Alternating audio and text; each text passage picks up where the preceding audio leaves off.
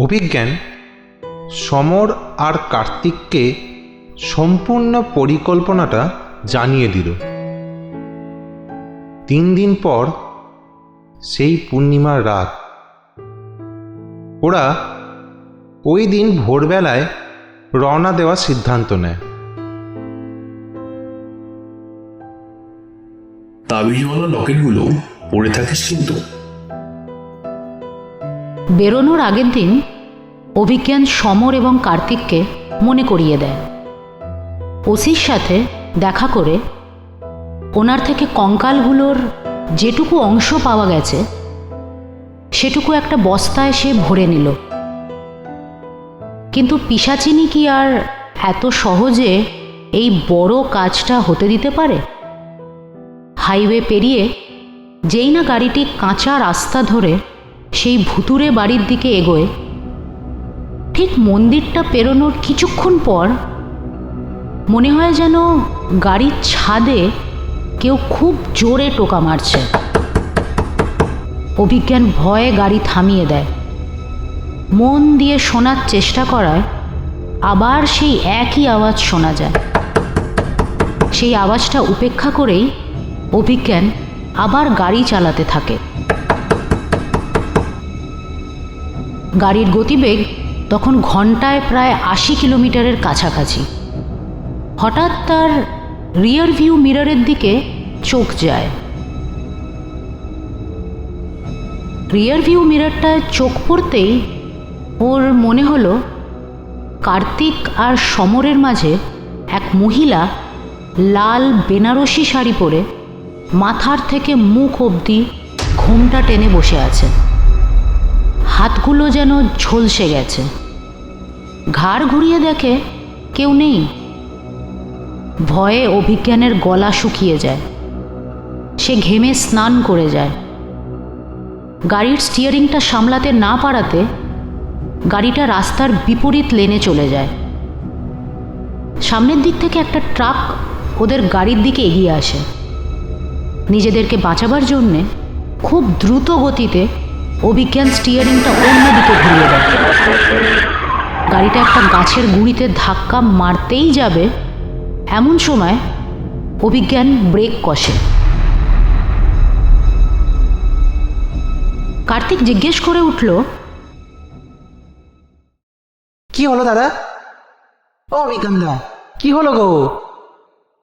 ও অভিজ্ঞানদা।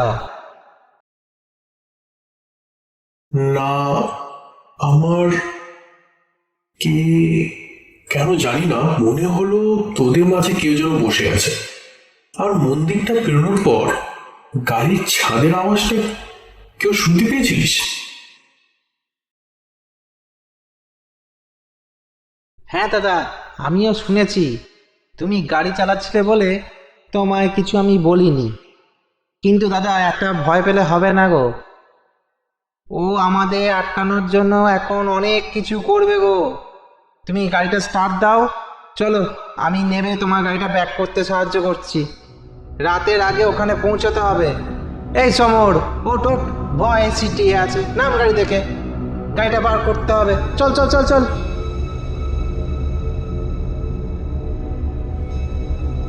সমর এতটাই ভয় পেয়েছিল যে তার গলা দিয়ে একটা আওয়াজ বেরোলো না। গাড়িটা কিছুতেই স্টার্ট নিল না। অনেক চেষ্টা করেও কোনো লাভ হলো না। হাইওয়েতে মেকানিক পাওয়া অতটা সহজ ছিল না। কার্তিক একটু এগিয়ে গেল। একটা পেট্রোল পাম্পের বাঁ দিকে সে একটা গাড়ি রিপেয়ারের দোকান দেখতে পায়। সেখানে কথা বলতে ওরা গাড়ি রিপেয়ার করতে রাজি হয়। গাড়ি সারিয়ে উঠতে বিকেল হয়ে গেল। তারা বিকেলেই গন্তব্যের দিকে এগিয়ে গেল। গ্রামে পৌঁছতে পৌঁছতে সন্ধে নেমে আসে। তারা কোনো কিছু না ভেবে আগে সাধুর সাথে দেখা করে।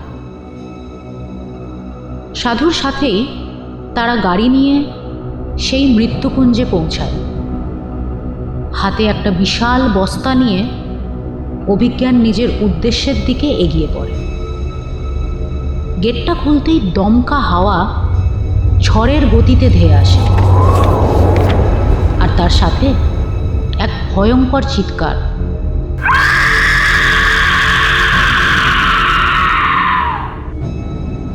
এক বিশাল আকৃতির ভয়ঙ্কর রূপের মহিলা তাদের দিকে তেড়ে আসে।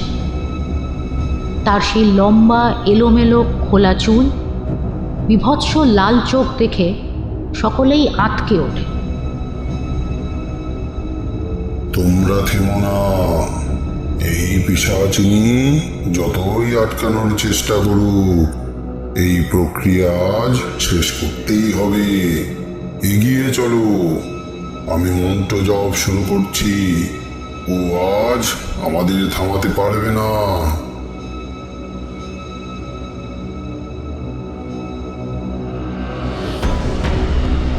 সাধু জোরে জোরে মন্ত্র উচ্চারণ করতে থাকেন। উনি নিজের হাতের ঘটিটার থেকে পবিত্র জল ছেটাতে থাকেন। ওনার মন্ত্র উচ্চারণ শুনে যেন পিশাচিনীর আক্রোশ ক্রমশ বাড়তে থাকে। ঝোড়ো হাওয়া পেরিয়ে গিয়ে যাওয়া তাদের জন্য এক যুদ্ধের থেকে কোনো অংশে কম ছিল না। পিশাচিনীও হার মানতে নারাজ। হঠাৎ আরও ভয়ঙ্কর আকার ধারণ করে, অসম্ভব জোর চিৎকার করে। পিশাচিনী একটা কুড়োল নিয়ে সাধুর দিকে তেড়ে আসে।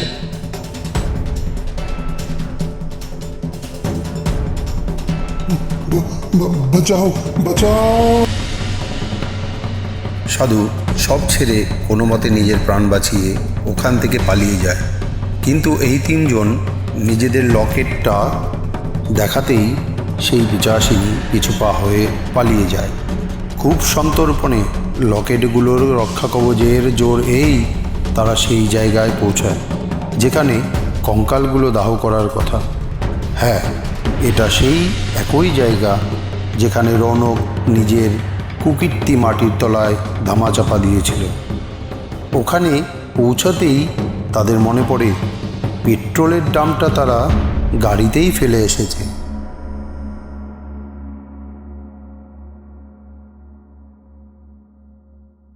ভাই সমর, ভাই ভাই একটা কাজ কর, তাড়াতাড়ি গিয়ে পেট্রোলের দামটা নিয়ে আয়, আর লকেটটা কিন্তু সামনে।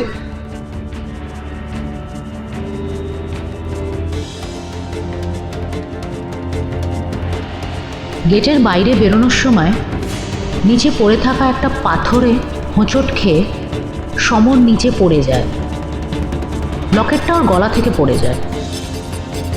অন্ধকারে সে লকেটটাকে অনেক হাতড়ে খোঁজার চেষ্টা করে। হঠাৎ দেখে দুটো বড় পা তার সামনে। পিশাচিনী একটা ধারালো কুড়ুল দিয়ে সমরের গলায় এক কোপ মারে। সমর ছটফট করতে করতে মাটিতেই আস্তে আস্তে নিস্তেজ হয়ে পড়ে।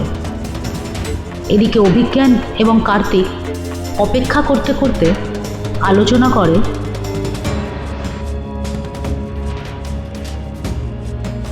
এত তো দেরি হওয়ার কথা নয়, একবার কি দেখলে হয় না? দাদা, বস্তাটা হাতে ধরে থাকো, আমি একবার গিয়ে দেখে আসি।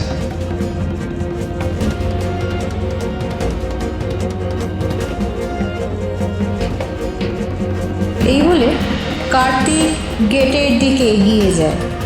সমরকে কোথাও দেখতে পেল না। গাড়িতে দেখে তেলের ড্রামটা গাড়িতেই রয়েছে। সে মনে মনে ভাবে,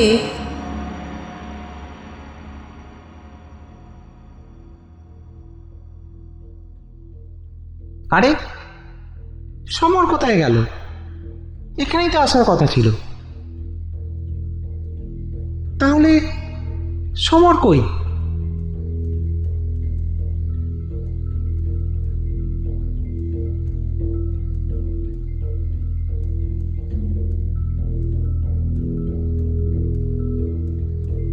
পেট্রোলটা নিয়ে ফেরার পথে ঠিক গেটের সামনের গাছে এক বিশাল আকৃতি চোখে পড়ে। একটু কাছে গিয়ে কার্তিক বুঝতে পারে ওটা সমরের দেহ উল্টো হয়ে ঝুলছে। ঠিক যেমন রৌনক পিসি বলে যার পরিচয় দিয়েছিল তার দেহ পাওয়া গেছিল। তার ঠিক নিচে মাটিটা পুরোপুরি লাল, আর লকেটটা নিচে পড়ে। সে ভয় পেয়ে যায়, কোনো রকমে লকেটটা তুলে নিয়ে পেট্রোলের ড্রামটা নিয়ে দৌড়ে ভিতরে ঢুকে যায়। পিশাচিনী তো আর সহজে এ কাজ সম্পন্ন হতে দেবে না। চিৎকারের মাত্রা ক্রমশ বাড়তে থাকে, হাওয়ার গতি বাড়তে থাকে। একদিকে ঝড়ের দাপট, আর একদিকে পিশাচিনী একটা কুড়ুল নিয়ে কার্তিক ও অভিজ্ঞানকে কোপ মারার চেষ্টা করতে থাকে। কিন্তু লকেটটা হাতে থাকার কারণে ওদেরকে সে কোনোভাবেই আঘাত করতে পারল না। যতই সে অভিজ্ঞানের দিকে এগোতে থাকে, ঝড়ের গতি বাড়তে থাকে, চারিদিকে ধুলো উঠতে থাকে। দুজনের চোখ ধাঁধিয়ে যায়, কিন্তু অভিজ্ঞান এর শেষ দেখেই ছাড়বে। আর বেশি দেরি না করে অভিজ্ঞান মাটির মধ্যে খুঁড়ে রাখা গর্তটায় কঙ্কালগুলো রেখে দিল। দুজনেই পিশাচিনীর দিকে নিজেদের রক্ষা কবচগুলো তাক করে রাখল। কার্তিক পেট্রোলের ড্রামটা খুলে কঙ্কালগুলোর ওপরে পেট্রোল ঢেলে আগুন ধরিয়ে দিল। পিশাচিনীর চিৎকারের মাত্রা বাড়তে থাকে, কিন্তু তাতে তারা আর ভয় পেল না। কঙ্কালগুলো দাউ দাউ করে জ্বলতে থাকে। হঠাৎ এক বীভৎস আর্তনাদ শোনা যায়।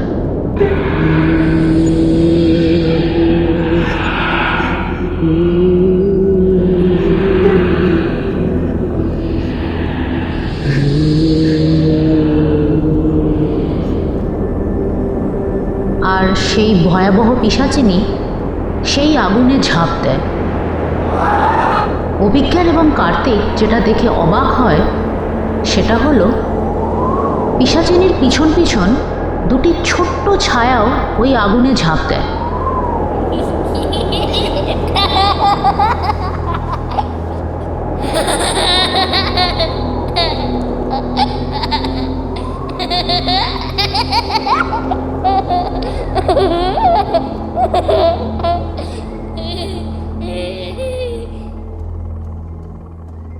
দাহ শেষ হলো। পড়ে থাকা ছাইটাকে কার্তিক একটা ছোট্ট ঘটিতে ভরে নিয়ে একটা লাল কাপড় দিয়ে ঘটিটার মুখটা ভালো করে বেঁধে দিল। চারিদিকে এক অদ্ভুত শান্তি।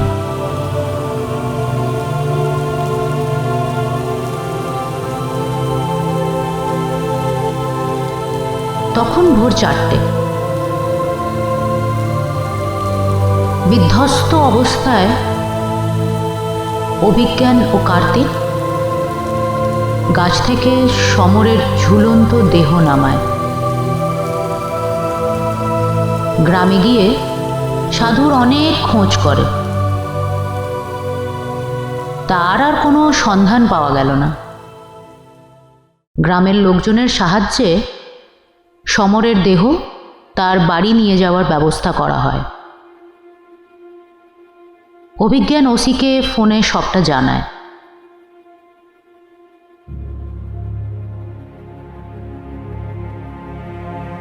প্রক্রিয়াটা সম্পূর্ণ হয়েছে, কিন্তু একটা দুঃসংবাদ আছে, সমর আর নেই।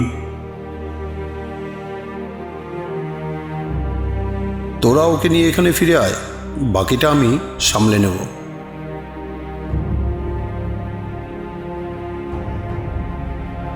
ওসির কথা মতো তারা ওই বাড়ির চাবি গ্রামের প্রধানের হাতে দিয়ে দেয়।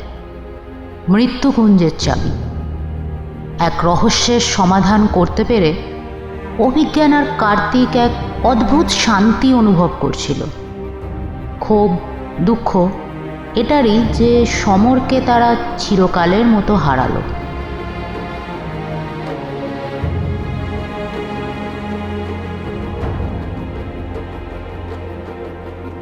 শহরে ফেরার 2 দিন পর অভিজ্ঞান আর কার্তিক রুচিকার সাথে দেখা করে। সমস্ত ঘটনাটা শোনার পর সমরের কথাটা জানতে পেরে রুচিকা দুঃখিত হলো।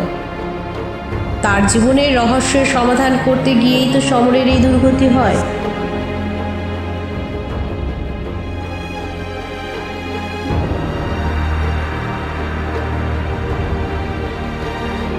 গ্রামের থেকে রৌনকের ব্যাপারে যা যা তথ্য পাওয়া যায়, অভিজ্ঞান সেই সব রেকর্ডিং ওসির হাতে তুলে দেয়।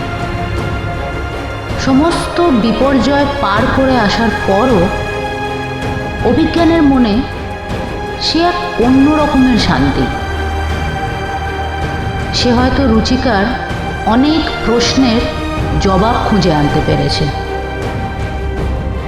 রৌনকের চতুর্থ স্ত্রী এবং 2 সন্তানও মুক্তি পেয়ে হয়তো এতটাই শান্তি অনুভব করেছিল।